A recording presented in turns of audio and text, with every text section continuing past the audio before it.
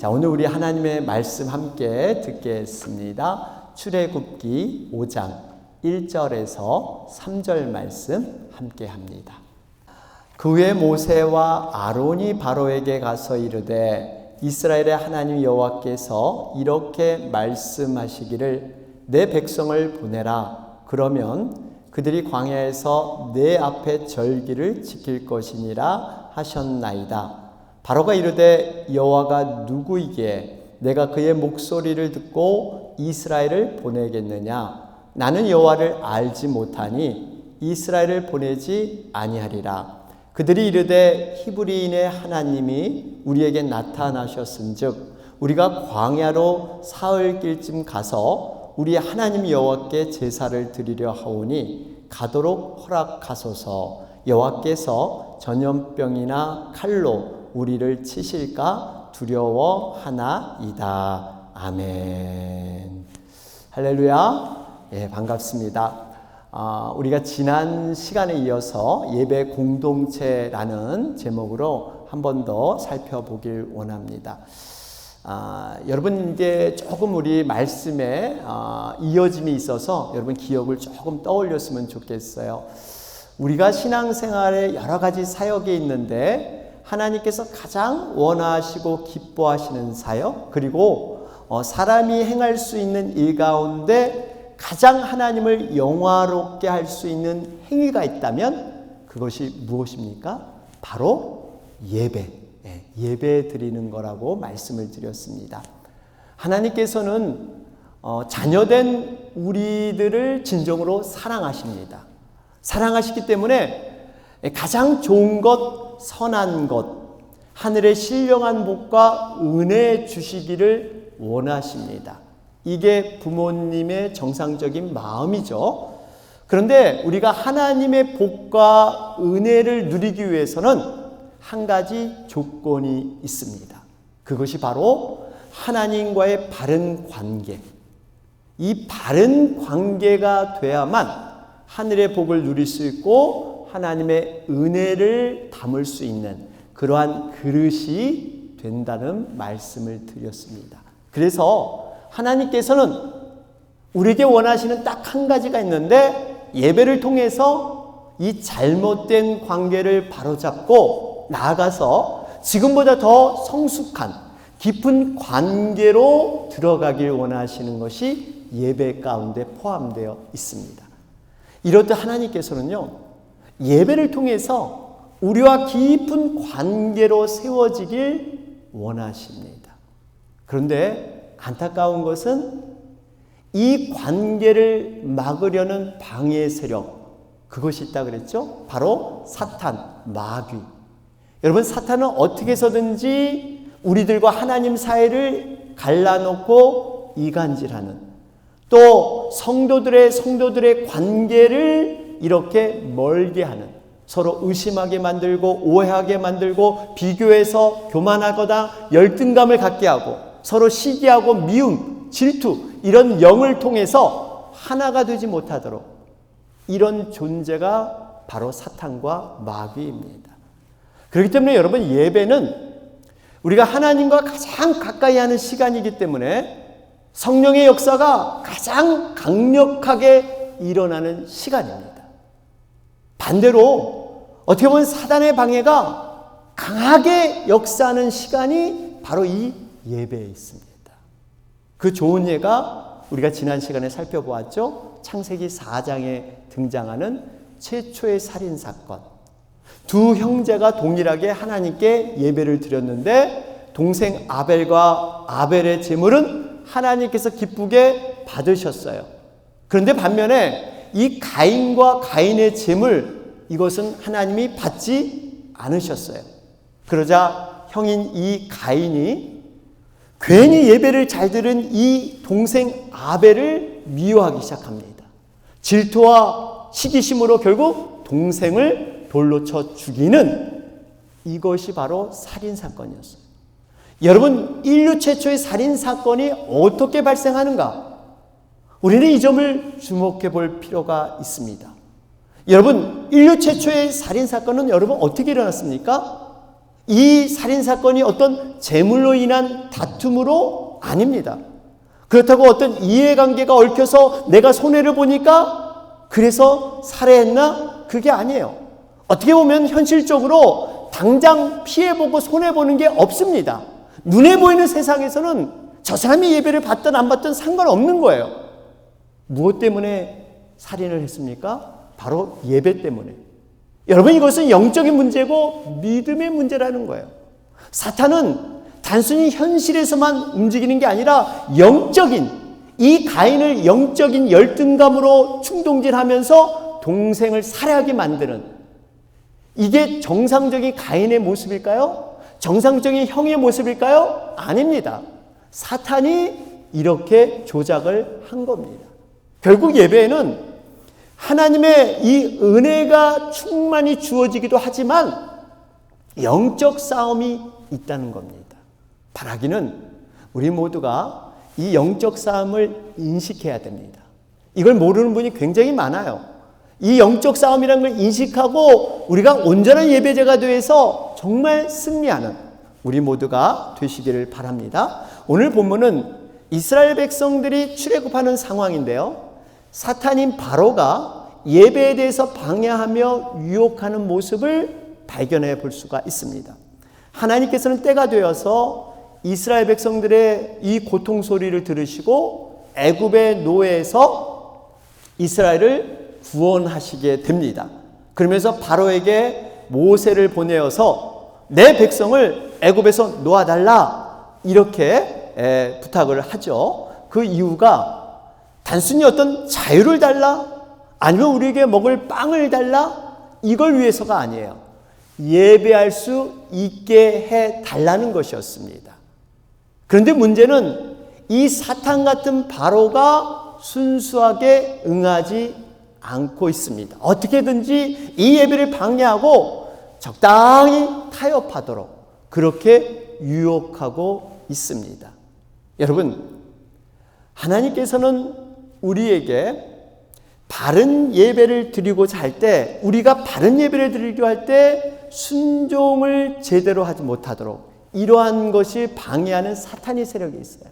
정말 예배는 순종인데 그 순종을 제대로 못하게 하는 이런 유혹들이 있습니다. 출애굽기 8장 25절부터 27절 말씀을 보시면, 거기 보시면 바로가 모세와 아론을 불러 이르되 너희는 가서 이 땅에서 너희 하나님께 제사를 드리라. 모세가 이르되 그리하면 부당하나이다. 우리가 우리 하나님 여호와께 제사를 드리는 것은 애굽 사람이 싫어하는 바인즉 우리가 만일 애굽 사람의 목전에서 제사를 드리면 그들이 그것을 미워하여 우리를 돌로 치지 아니하리이까. 우리가 사흘길쯤 광야로 들어가서 우리 하나님 여호와께 제사를 드리되 우리에게 명령하신 대로 하려 하나이다.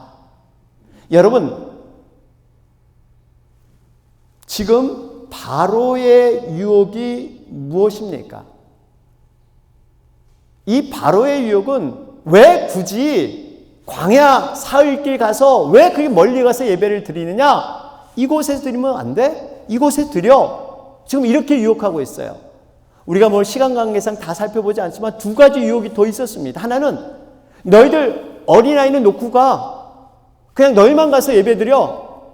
이건 신앙 계승을 못하게 하는 거예요. 왜 그를 볼모로 잡아두고 너희만 가서 예배 드려. 또 하나의 유혹이 뭡니까? 재물 가져가지 마. 짐승 가져가지 마. 이거는 예배에 헌신을 못하게 하는 거예요. 예배에 헌물을 못 드리도록 그냥 여기서 너희들 드려. 여러분, 어떻게 보면 이러한 지금 바로의 유혹이 굉장히 이 사람들을 위한 것 같고 합리적인 의견처럼 들릴 수 있습니다. 그런데 여기에 함정이 있어요. 이렇게 타협하고 유혹을 통해서 진정으로 하나님이 원하시는 예배를 드리지 못하도록 바로는 막고 있다는 사실입니다. 여러분, 우리가 영적인 분별력이 필요하다는 것이 바로 이 대목이에요. 예배를 편하게 그냥 애굽에서 아이들 없이 우리끼리 그냥 헌물 없이 그냥 마음으로 아니라는 거예요. 여러분, 예배는 하나님이 시작하시고 하나님이 직접 디자인한 영적인 행위입니다.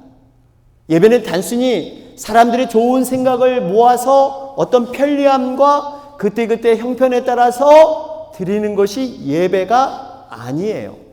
그래서 구약을 보면 성막이나 성전을 지을 때 그냥 사람이 좋아 보이는 것으로 열심으로 최선을 다해서 성전을 짓고 성막을 지어라 이렇게 말씀하지 않았어요.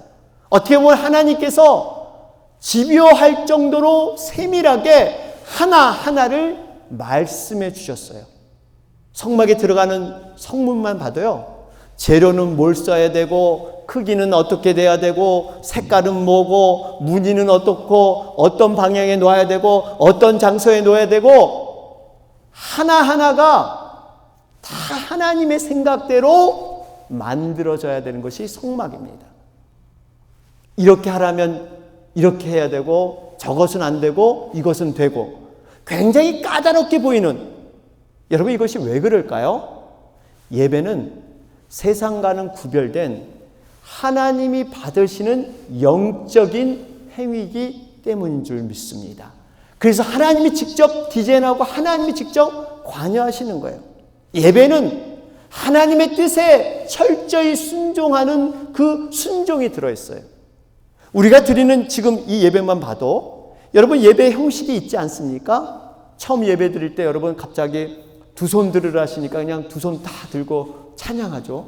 또 묵도하시니까 묵도하시고 신앙 고백하시니까 신앙 고백하고 회개하라니까 어떤 분은 회개가 뭔지 내가 뭐 잘못한 게 있나? 그러면서 이렇게 또 회개를 또 따라 하세요. 또 일어나라 그러면 일어나고 앉으라 그러면 앉고. 여러분 이게 사실 보이지 않지만 예배의 모든 순서에 그냥 우리가 순종하면서 따라가는 거예요. 여러분 이렇게 자연스러운 순종, 여러분 이 순종을 하면 유익이 있다는 사실입니다. 여러분 이 예배에 순종을 하면 어떤 유익이 있는가 오늘 본문을 통해서 우리는 발견해 볼 수 있어요. 오늘 본문에 하나님께서 왜 굳이 사흘길 광야로 가게 해서 예배하게 하셨을까? 바로의 말대로 그냥 편하게 바로도 허락해 줬잖아요. 그러면 야 이거 땡큐, 하나님이 바로의 마음을 감동시켜서 그냥 애굽에서 예배 드리기로 했구나, 그냥 땡큐 하나님 뜻이다 하고 그냥 예배 드리면 되는데 왜 굳이 힘들게 사흘길을 걸어서 왜 거기 가서 예배를 드리게 했을까요? 여기에 놀라운 하나님의 계획과 축복이 있다는 것입니다. 어떤 축복입니까? 사흘길은 바로 그들이 지금 살고 있는 곳에서 걸어가면 바로 홍해 앞바다, 거기까지 사흘길이에요.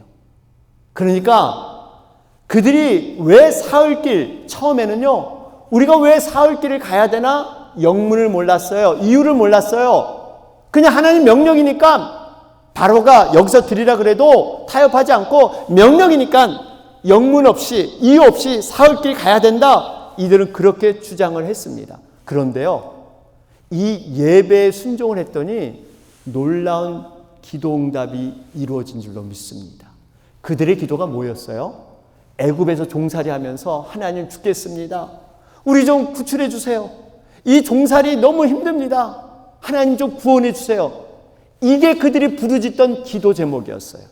그런데 그 기도 제목이 홍해 앞바다, 홍해를 가르고 홍해를 건너게 하셔서 영원히 애굽인이 쫓아오지 못하도록 완벽하게 구원해 준 기도의 응답인 줄로 믿습니다. 여러분 이게 하나님께서 예배 순종을 통해서 주신 그런 놀라운 유익이에요.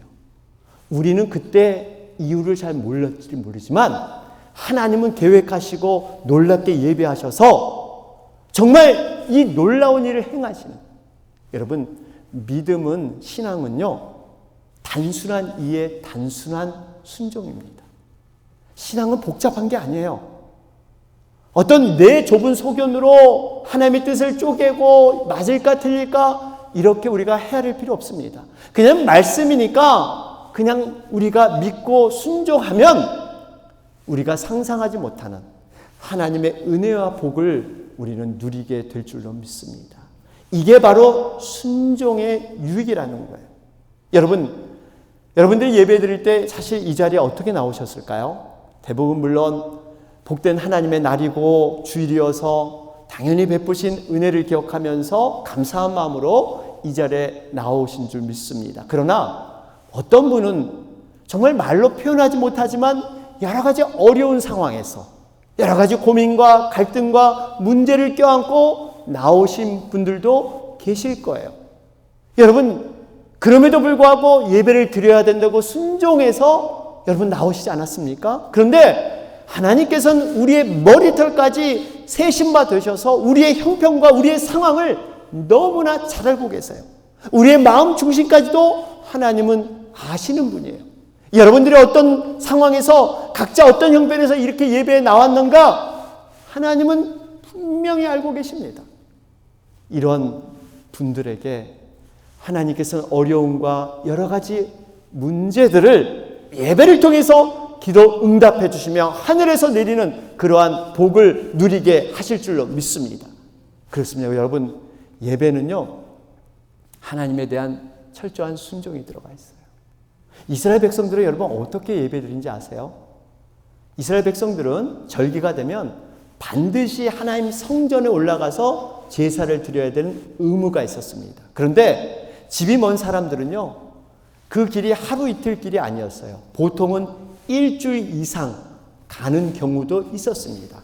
예루살렘 성전으로 올라가는 길은요 매우 험난하고 매우 위험한 길이었습니다. 때로는 산을 넘기도 하고 물을 건너야 했습니다.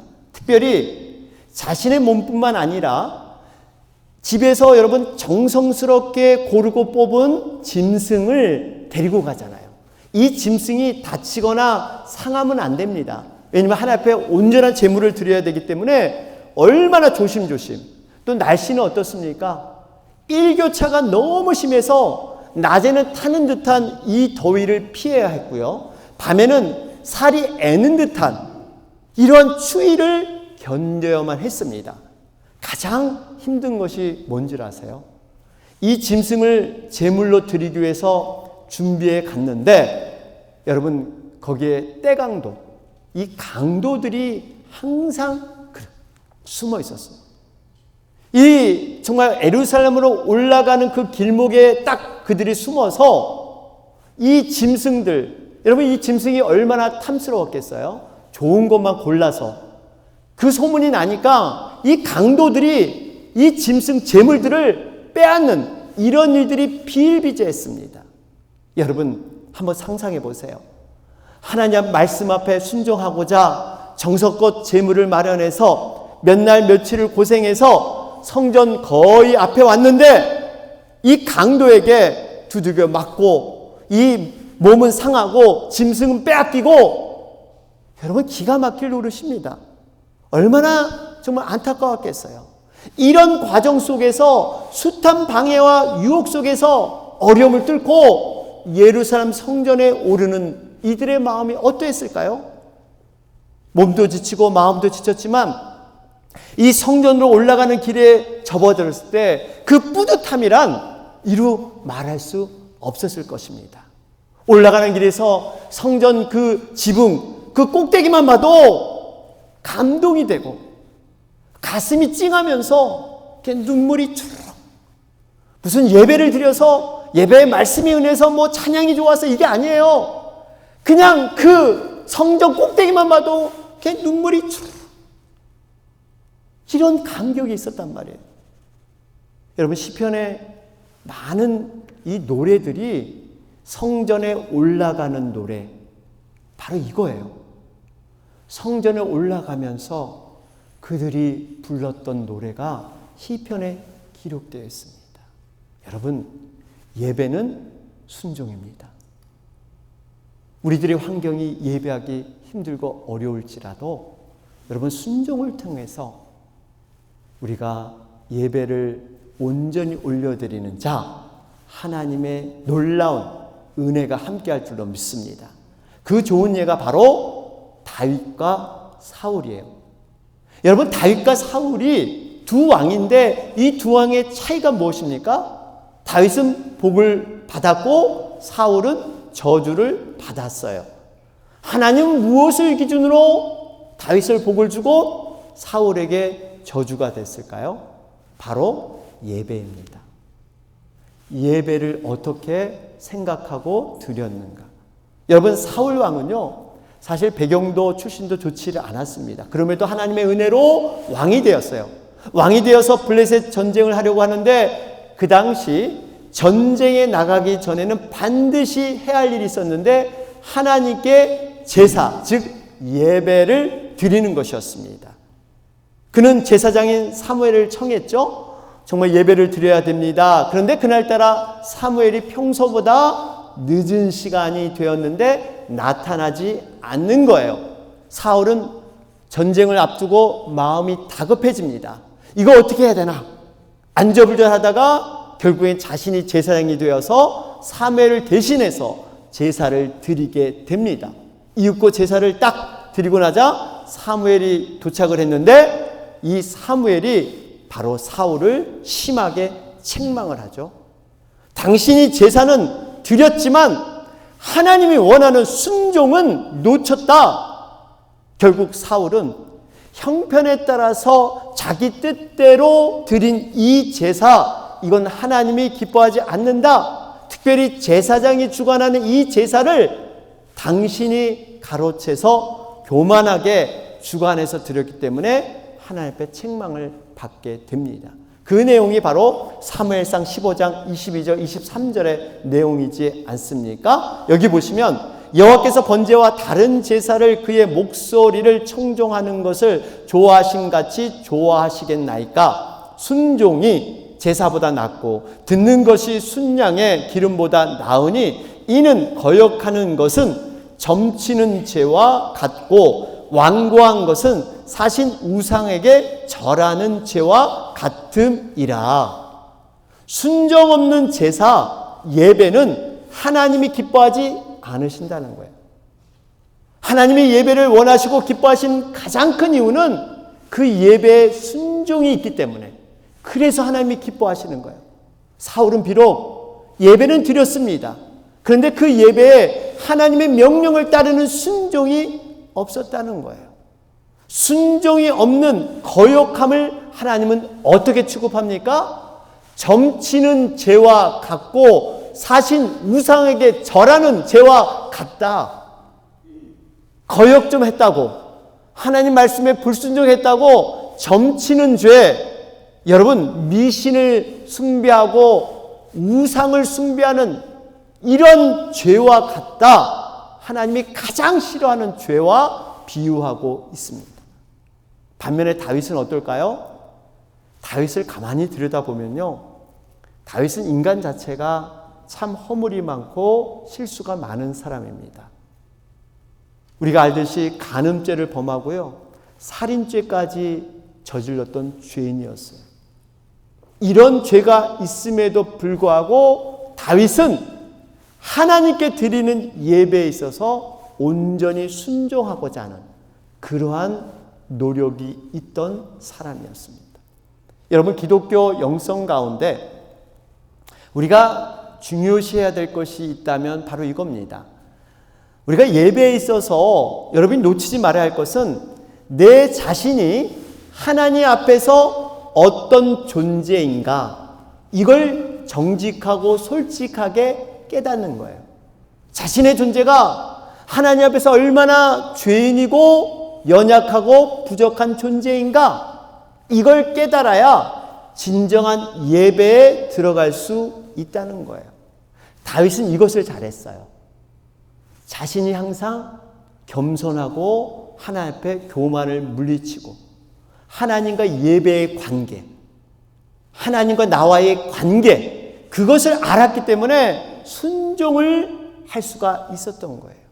여러분, 다윗을 보면 몇 가지 예배적인 관계에서 순종했던 정말 훌륭했던 모습을 발견할 수가 있습니다.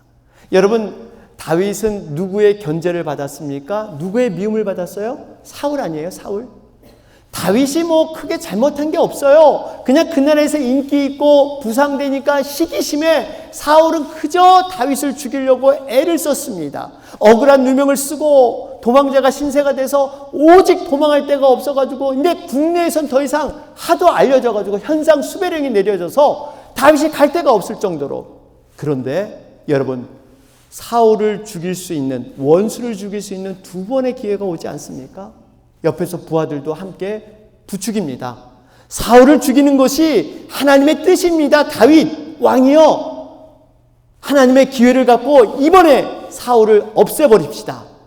그러나 다윗은요, 일상에서 하나님과의 예배의 관계, 내 존재가 어떤 관계인가를 알고 하나님의 뜻을 분별했기 때문에 하나님이 세우신 기름 부은 종을 내가 스스로 어찌할 수 없다. 함부로 할 수 없다. 이 하나님과의 예배적인 관계에서 다윗은 그것을 거절하게 됩니다. 또 한 번의 사건이 있죠. 자기 아들인 압살롬이 왕위를 뺏으려고 왕궁을 공격해 오게 됩니다.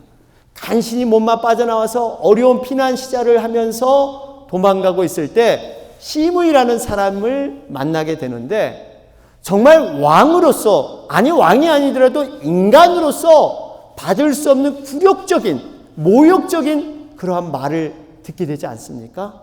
이 망할 놈아, 네가 사울의 나라를 빼앗더니 그래 꼴 좋다. 하나님은 참 공평하시지 살아계셔. 이 망할 놈을 정말 가만두지 않고 그 아들에게 배신당해서 봐라, 너 지금 도망자 신세 만들었구나. 이것이 바로 너가 받을 심판이다. 잘됐다. 이 부정한 자여, 멀리 꺼져버려. 내 근처에서 사라져버려. 여러분, 이런 말을 다윗이 듣습니다. 그때 옆에 있는 부하가 뭡니까? 다윗 왕이시여, 나에게 명령만 내려주십시오. 저 개만도 못한 저 시므이를 방탈에 목을 베어 버리겠습니다. 그럴 때 다윗이 뭐라고 합니까? 놔둬라, 놔둬라. 내가 낳은 아들조차도 나를 배신하는데 하물며 저 시므이 같은 사람이라. 하나님께서 살아계셔서 내 진정한 마음을 아신다면 저 시므의 저주를 축복으로 하나님이 바꿔주지 않겠느냐. 여러분, 우리가 인간적으로 생각해 보면 어떻게 다윗이 이런 결정이 가능하겠어요? 왕으로서 모욕하는 자, 정당한 이유도 있습니다. 죽일 수 있는 모든 권력도 있었어요. 그런데 그렇게 하지 않았습니다. 왜요? 자신이 얼마나 하나님 앞에 연약하고 부족한 죄인임을 알았기 때문에. 다시 말하면 하나님과 예배적인 관계, 하나님 앞에서 자신의 존재를 철저히 깨달았기 때문에 이러한 일들이 가능한 겁니다. 마지막으로 여러분, 다윗이 한 가지 더 훌륭한 것이 있습니다. 다윗은 지금 원수들에게 충분히 복수할 수 있고 그러한 능력도 있고 상황도 있었는데, 정당성도 있었는데, 예배에 순종하는 마음으로 모든 유혹을 극복해냈어요. 그런데 다윗의 순종은요, 여기에서 멈추지 않습니다. 여러분, 어쩌면 다윗은 원수 갚는 일, 복수한 일에 대해서 순종하며 마음을 돌이키는 것, 이것은 조금 쉬워 보일 수 있습니다. 제가 이렇게 표현하는 쉽다는 표현은 이런 측면에서 말씀을 드려요. 만일 여러분, 어떤 분이 원수를 갚았어요. 어떤 복수를 했습니다. 그런데 정말 양심적인 분, 마음이 여린 분들은 이런 생각하실 거예요. 여러분, 보통 사람이 복수하고 나서 시원해. 그동안 내가 10년 묵었던 이 복수 갚으려고 이 채증이 쑥 내려가네. 야, 드디어 내가 복수했어. 이렇게 감격하면서 기뻐하는, 여러분, 이런 사람은 어떻게 보면 양심이 바른 사람이 아닐 겁니다. 바른 양심이 있는 사람은요, 비록 그렇게 했더라도 뭔가 가슴 한편에 석연치 않은 마음이 좀 찡하면서 내가 괜히 이렇게까지 했네, 이런 후회도 하고 뭔가 마음이 별로 좋지 않은, 여러분, 이런 게 있지 않겠어요? 그러니까 어떻게 보면 다윗 편에서도 이 복수하고 원수하는 것이 정말 하나님의 말씀 때문에 순종을 했지만 이런 선한 마음에 별로 원치 않았던 일일 겁니다. 그런데 이번에 순종한 것은 조금 상황이 다릅니다. 이번 순종은요, 복수나 원수 갚는 게 아니라 하나님 앞에서 내가 선을 행하겠다, 헌신하겠다, 이런 마음으로 하나님 앞에 고백했는데 거절당하는, 그럼에도 순종하는 다윗의 모습을 볼 수가 있습니다. 하루는 다윗이 자신은 화려한 왕궁에 거하면서 하나님을 생각해 보니까 하나님이 계시는 전이 없는 거예요. 초라한 장막에 그저 거기에 언약궤가 놓여서 하나님의 임재와 상징인 언약궤가 방치되어 있는 이런 생각을 떠올립니다. 다윗은 너무 가슴이 아팠어요. 자신은 편안한 왕궁에 있으면서 하나님은 왜 저곳에 계실까? 고민 끝에 하나님께 아뢰게 됩니다. 여호와 하나님, 제가 하나님을 위해서 하나님이 머무실 거룩한 성전을 건축해서 올리고 싶습니다. 그러자 하나님께서 이런 지하에 거절하십니다. 안 된다. 너는 너무 전쟁을 많이 해서 피를 흘려서 내 아들 솔로몬 때나 가능하게 될 거야. 여러분, 이럴 때 다윗은요, 한마디 반문도 없이 네, 알았습니다. 그렇게 하겠습니다. 여러분, 어떻게 생각하세요? 앞에 두 번은 그 순종과는 조금 다릅니다. 원수를 갚고 복수하는 것, 이런 것과는 차원이 다른 순종이에요. 자신이 정말 기도하면서 고민하면서 하나님의 성전을 지어서 하나님께 영광 돌리고 싶었는데, 하나님께 헌신하고 정말 그랬고 싶어서 시간과 물질을 이렇게 준비했는데 그것도 몰라주고 이런 지하에 하나님 거절하시더니 우리 같으면 어떻게 반응할까요? 여러분, 이것이 순종의 극치입니다. 우리는 할 수 없는 것 같고 부족한 상황에서 순종하는 것 너무나 귀한 것입니다. 아무나 할 수 없는 순종이에요. 정말 우리가 축복해 줄 순종입니다. 그러나 더 높은 차원의 순종은 무엇인지 아십니까? 내가 충분히 할 수가 있고 잘할 수도 있지만 하나님의 뜻이라면 그것을 내려놓을 줄 아는 순종. 바로 다윗처럼 내가 성전을 멋지게 지어서 하나님께 드릴 수 있지만 하나님의 뜻이 아니면 그것을 내려놓을 줄 아는 순종. 이 순종을 하나님은 극찬해 주시고 하나님은 높게 평가해 주실 줄로 믿습니다. 여러분, 이렇게 값지고 귀한 순종이 어디에 있는지 아세요? 바로 예배에 있습니다. 예배에 있어요. 내 뜻과 내 생각이 아닌 하나님의 방법으로 드리는 예배, 이 예배 속에 이 놀라운 순종이 들어있는 줄로 믿습니다. 여러분, 24년을 우리가 보낼 때 다른 거 생각하지 마세요. 여러분이 예배 하나만 제대로 성공하고 예배에서 하나님을 만나면 여러분의 모든 삶은 하나님이 책임져 주시고 하나님이 여러분을 붙들어 주실 줄로 믿습니다. 이런 예배를 경험하는 여러분과 제가 되길 주님의 이름으로 축원합니다. 아멘.